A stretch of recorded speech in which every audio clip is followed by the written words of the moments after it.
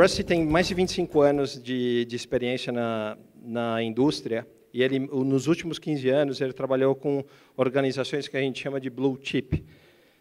Ele tem experiências em várias regiões do mundo, Europa, Middle East, África, e recentemente ele voltou para Londres.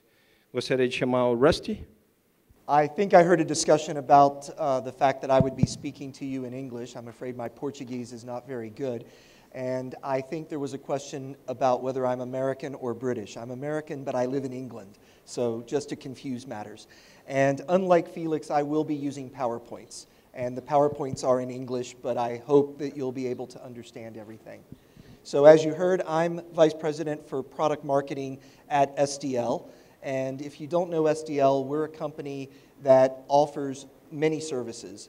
The company was founded as a translation company, originally doing translation for documentation with Microsoft, and then expanded not only to translate documents, but to translate software as well. And then the company made various acquisitions. Earlier this year, SDL acquired Alterian, which is the company where I'm from, and Alterian is known for campaign management, customer analytics, and email marketing. So that's what I'm really here to talk about.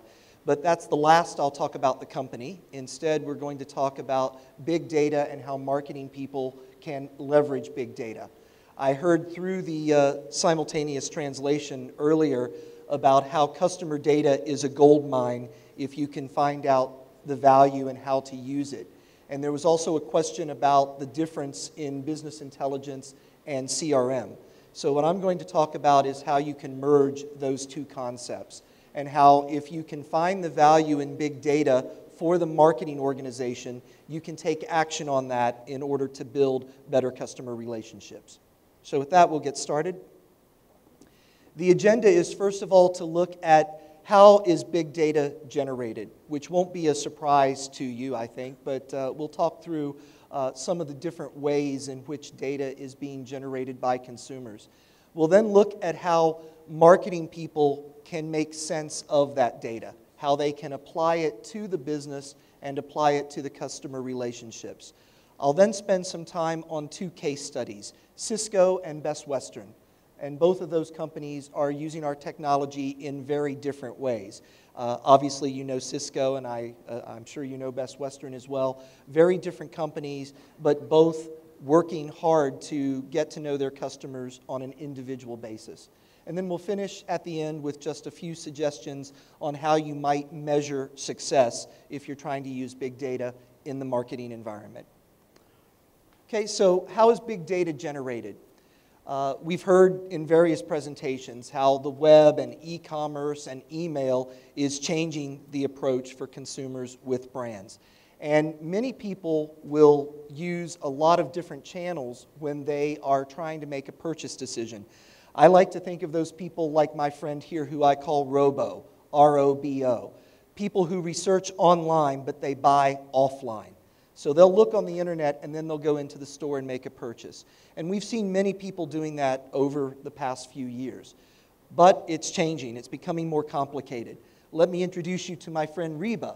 And Reba, on the other hand, researches everywhere and buys anywhere.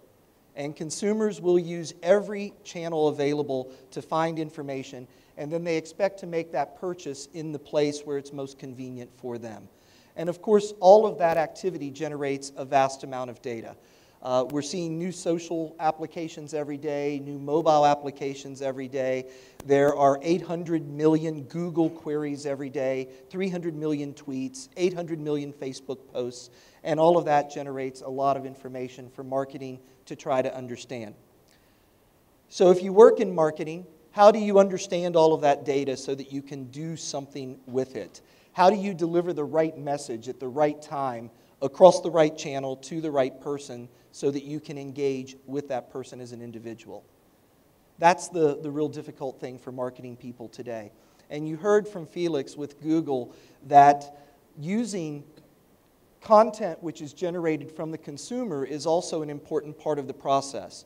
So you can see this poor marketing guy here doesn't just worry about marketing material or product information.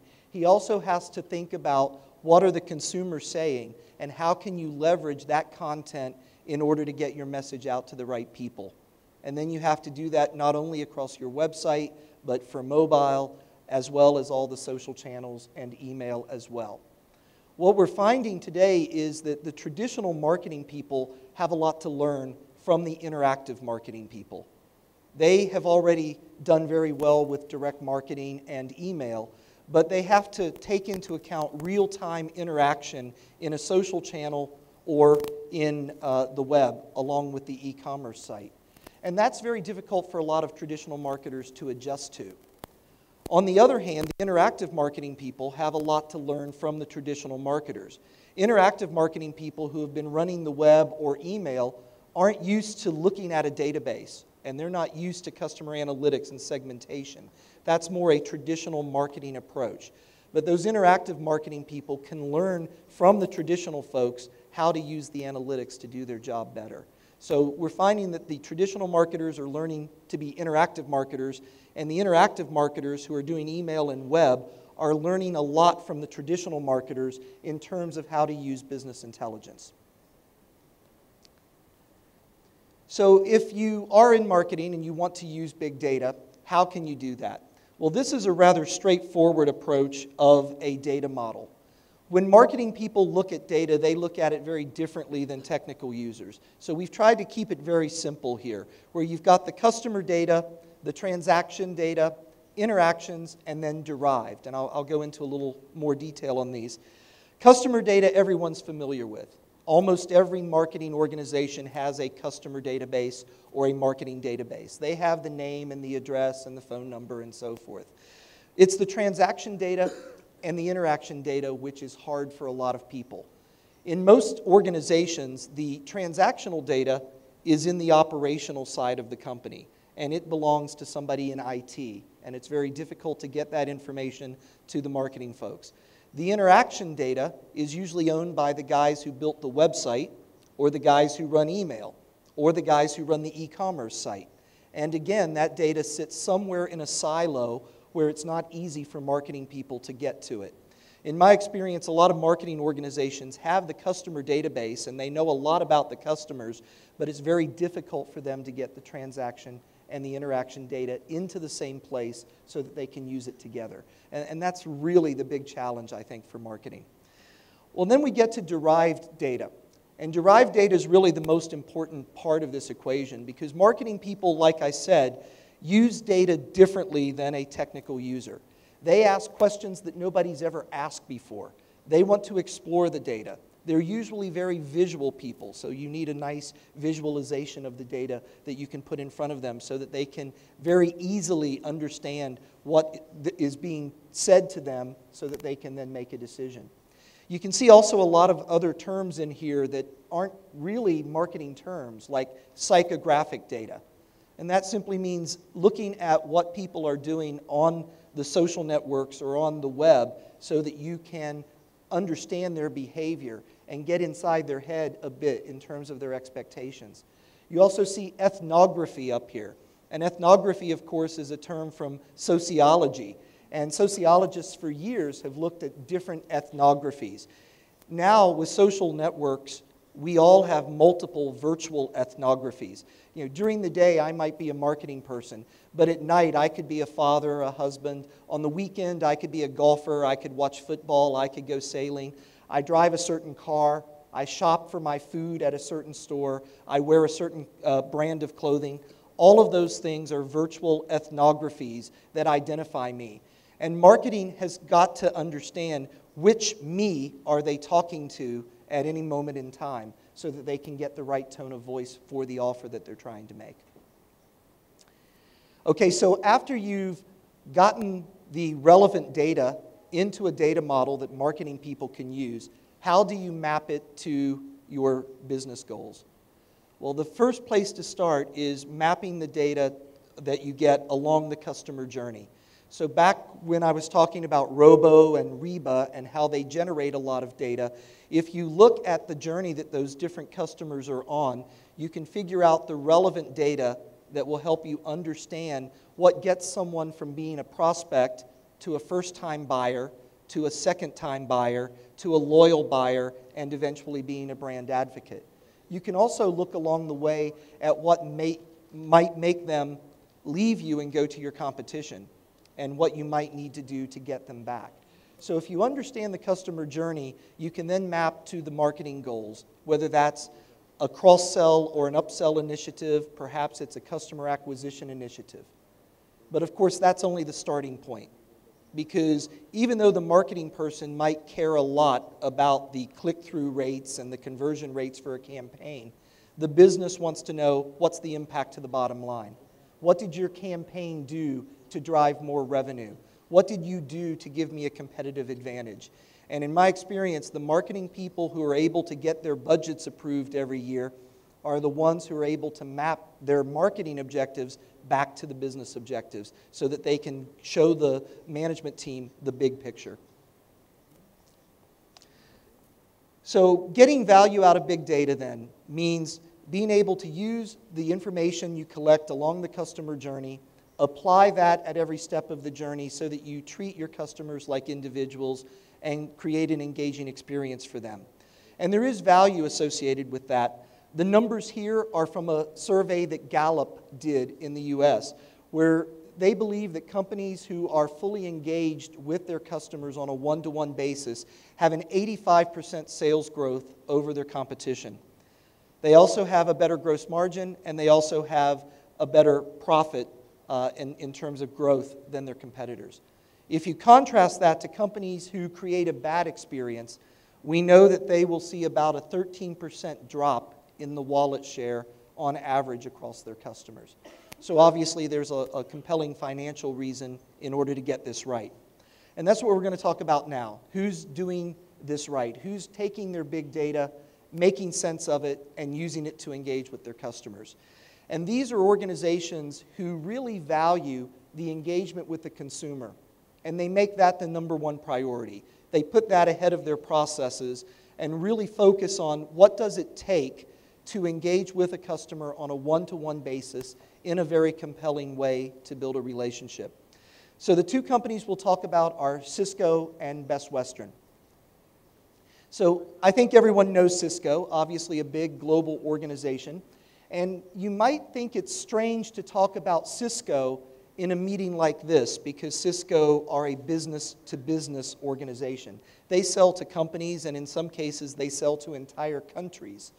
But what Cisco have as a philosophy is, even though they sell to organizations, they market to people. And they market to those people as individuals. And of course, Cisco had a big problem when they came to us, because they had marketing people in every country in the world. And those marketing people weren't technicians. They didn't understand data. They didn't understand metrics. Nothing was being done in a consistent way. And Cisco determined that if they put some intelligence into marketing in their headquarters in California, they could empower the local people. Of course, there was a lot of skepticism at first. People thought that they were trying to bring everything into headquarters and get rid of the local approach. And that wasn't the goal at all. The goal was to keep the local approach, because those were the people who really knew the individuals that they were selling to. But they wanted to support those people by giving them analytics and intelligence back at world headquarters. So they built a database. And of course, as you would expect, Cisco have a very big database, more than 40 million contacts in the database. They also added all of the Dun & Bradstreet data, which is more than 100 million companies that they added to the database. And then they started using that to determine the best approach when they were executing the campaigns. So they would set up a global campaign, which would be executed locally, but then they could measure the results in one place at headquarters. And they could compare the results across the different parts of the company around the world. So to look at that in more detail, what they wanted to do is focus on this contact universe. That was the biggest goal that they had. And at a strategic level, they wanted to apply analytics so that they could provide greater information to the people out locally. Now, while they were doing that, they also realized a tactical benefit. And the tactical benefit was that they could clean up the database at a central level. So they had a lot of dormant contacts, they had a lot of bad contact data, and they were able to clean that up in a central project so that they didn't have to do that out in all of the countries multiple times. When they put all of that information together in one place, they were able to get rid of a lot of tools that they were using because all the different parts of the company had a different application, either a business intelligence tool or in many cases they were just using Excel and trying to do things in pivot tables. So it would literally take them weeks to get an answer in terms of how well a campaign had performed. But by putting that into one database, they could get that down to just a few minutes or in some cases even a few seconds. And that really empowered the teams around the world working for Cisco. The global organization had all of that contact data. They provided intelligence to the local teams to execute the campaigns in a consistent way. And they were also able to help the local teams determine the right strategy. They could determine, is it better to sell to a company in their headquarters in the US, or are the budgets distributed into Brazil and the UK and Germany or wherever? Is it better to sell to one division or another division?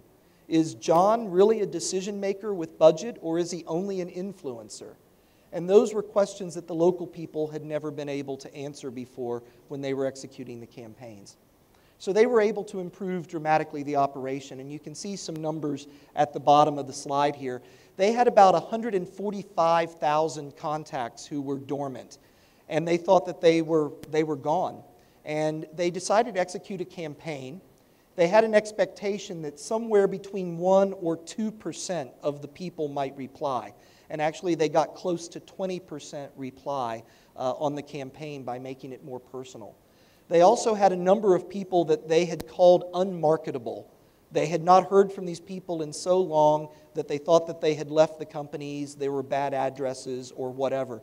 And they were able to get a 6% return on those campaigns. And of course, the satisfaction levels with the individuals they were talking to went up dramatically when they executed surveys. The bottom line, I think, for Cisco is here in the quote, which is in English, but the bottom line for Cisco is that they can do their analysis 30 times quicker by consolidating things into one database at headquarters and then making that information available to the people in the local countries instead of trying to do that in multiple tools. Okay, well, let's switch gears for a minute and talk about Best Western. And Best Western is more of a classic loyalty story. So this is about Best Western in the UK. And Best Western in the UK have around 200 hotels that they operate, but they're very different hotels. Some of them are boutique hotels in a city center. Some are just rooms above a pub, so it's bed and breakfast. Some of them are a spa in the countryside. This is a picture of one of their spas in an old property in the north of England. And sometimes they even have hotels which are part of a ruined castle. So they've got a lot of different properties and a lot of very different people who are spending money to stay at a Best Western property. And what they found is that they had a lot of people in the loyalty database, but nobody was cashing in the points. So they were really missing an opportunity to upsell and cross-sell to people who had a lot of points but weren't using them. And they decided that they would take a completely different approach to what they were doing. In the past, they did what a lot of companies do. They had 3 different communications, and you can guess what this is. If you had a gold card, you got one. If you had a silver card, you got another. If you were platinum, you got the really special card. That was it. So they only had 3 communications, and they decided to change that so that they could treat people on a one-to-one basis. And when they did that, they saw that the loyalty point redemptions increased more than 5 times. And the project paid for itself in just a few months because they were able not only to get those people to cash in the points, but obviously when they would stay at a property, they would use the bar, they would use the spa, they would go to the restaurant. So they were getting a lot of upsell opportunity. So this is an example of the email that Best Western sends out every month to their loyalty card holders. And you can see that they still keep the 3 colors of cards. So they still have 3 tiers, but it gets very personal after that because they can put 20 different pieces of content into the headline. And then they can tailor the redemption. And this is where the database comes in. They've mapped their email template to the marketing database. So based on the marketing database, they can pull out different segments and they can determine how they should make an offer, what language they should use, what content they should use in the image. And all of that gets populated automatically when the recipient opens the email. So if they send out the email campaign and someone doesn't open it for a couple of weeks, they can actually change the offer so that when the person clicks, it's different than what they originally would have sent. So it's very dynamic. It's tied to when the email actually gets open. So to give you a few numbers here, they're able, of course, to be very flexible with their communications so that they can get someone's attention. But it means that instead of just 3 different emails, they now have all of these different subject lines, different intros. They have different template arrangements and so forth. So now in the UK, they send out more than 4 million different newsletters every month to their database. And they can do that with one template. And that template you can see here, it's got 3 different content blocks. But using a combination of different content, they can change the content 68 different times so that they can send out those 4 million different emails. And that means that they can address people on a one-to-one basis, and it means that they're getting a lot more interest in the redemptions on the loyalty card points. Okay, well, those are the 2 customer cases. I'm going to wrap up with just a few tips on how to measure success. Because, as I mentioned earlier, it's very easy to set marketing objectives. And marketing objectives are very good. You need to understand your increase in click-through or customer acquisition. But you also, most importantly, need to look at an objective that will tie into the overall revenue of the organization, because that'll be the real way to get the attention of the executive team. And that's not always possible. You might find that you can't put numbers on some of the things that you want to do. And that's okay. You can maybe find a more emotional metric that you can set. Perhaps there's a business opportunity that you want to go after. Perhaps there's a competitor that you want to attack. Maybe there's a new market that you want to go after. And even if you can't put a number on that today, if you can say that that's your goal and get the organization emotionally engaged, then that'll go a long way to being a good metric for the marketing team as well. And then finally, don't forget all of the internal metrics. If you work in the IT area and you're setting up applications for the marketing people, be sure to get their feedback. If the users are using the application, if they're accessing the data and they're asking you for more, then you know that you've really done a good job. Of course, you have to stay on budget, you have to stay on time, and above and beyond that, you should try to create a bit of change in the organization. Earlier, when we had one of the panel discussions, there was the example of the customer in Canada of Samsung who sent a picture of the dragon, and they created a phone just for him with the dragon on the back.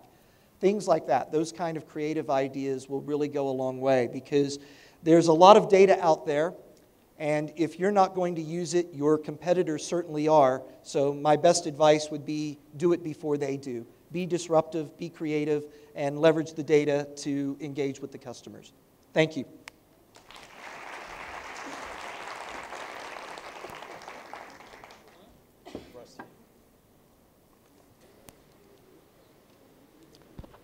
Rusty, thank you very much for the presentation. You're welcome. I think that there are some folks that are very interested about Reba. They think she's both interesting and beautiful. Reba's a friend. Yes. I can introduce you. She lives in England. Just before we open for questions, just very quickly, I'd like to ask you something, and forgive me for my lack of background on that matter. We're talking about big data. Yes. And we're talking about business intelligence. Is there, in your opinion, short ways or shortcuts, may I say, that allow companies that are not so big, such as maybe the examples that we had today, to achieve some goals that could help them to demonstrate how the BI is important for the corporation, and then help them to build a case for something that is actually bigger? Yeah. I think there is a real opportunity for the smaller companies and the medium companies to have what some of the big companies are doing. If you can look at all of the data that's being generated, but understand what's important to marketing, that's the key, really trying to figure out what are the important parts that you can bring into marketing. I'll give you an example. Web analytics is a completely overwhelming field because if you gave a marketing person every click and every hover and every download that someone did on the internet, they'd have no idea what to do with it. But if you can figure out who the person is, when did they come to the website, and what was the one or two or three things which were most interesting, then you've given the marketing person a way to follow up in an intelligent way. So it's really finding what's relevant. And then one other point I'd make is, the two companies that I gave, Cisco and Best Western, Cisco's obviously much bigger. And Cisco have a massive data warehouse, but the marketing people didn't have access to it. So they were no better than a small company, really, when it came to the marketing people being able to do something with the data. Because the warehouse was sitting over here in operations with the finance people having access, and the marketing people, we would say it was like the cobbler's children having no shoes. The marketing people had no access to the data, even though it's being generated by the customers who they're marketing to. So they had to build something smaller for marketing, which was over here on the side. So even if you are a big organization, sometimes you have to rebuild something smaller, which is for the marketing people. That's excellent. Thank you very much. Gostaria de, nesse momento, abrir para mais questões, se alguém tiver alguma dúvida, alguma contribuição para a palestra do Rusty. É isso? Rusty, thank you so much. Thank you. It has Thank been you a very pleasure. much.